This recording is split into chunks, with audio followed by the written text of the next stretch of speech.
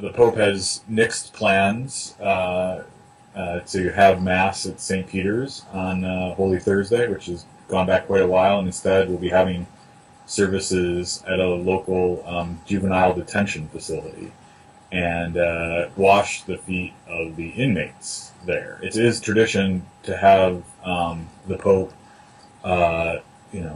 wash feet of even lay people in the service. But the service was always at the big church at St. Peter's.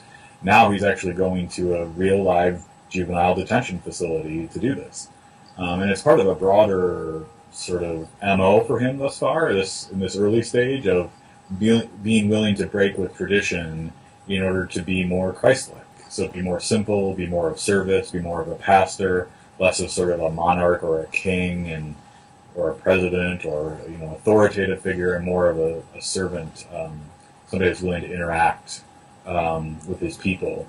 And this is making a lot of people very happy, but some people are questioning this and saying, is this a good idea to be challenging the sort of traditional way of doing these things? But most, I think, are reacting very positively.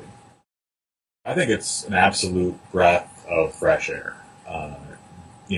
Too much of what has transpired in the Vatican has been full of pomp and circumstance and not really sort of the simple message of Christ. One that's, again, one of service, one of simplicity, one of poverty, one of lack of ostentatiousness, which the Vatican hasn't done very well lately. And so Pope Francis, in keeping with his namesake, St. Francis, has started, I think, rebuilding the church in a way that's more Christ-like. St. Francis, of course, was famously called by God to rebuild his church. And one of the things that St. Francis did, was call the church back to be more Christ-like in terms of its simplicity, helping the poor, that sort of thing. And this Pope, happily, in my view, is taking up that part of what Francis did as well.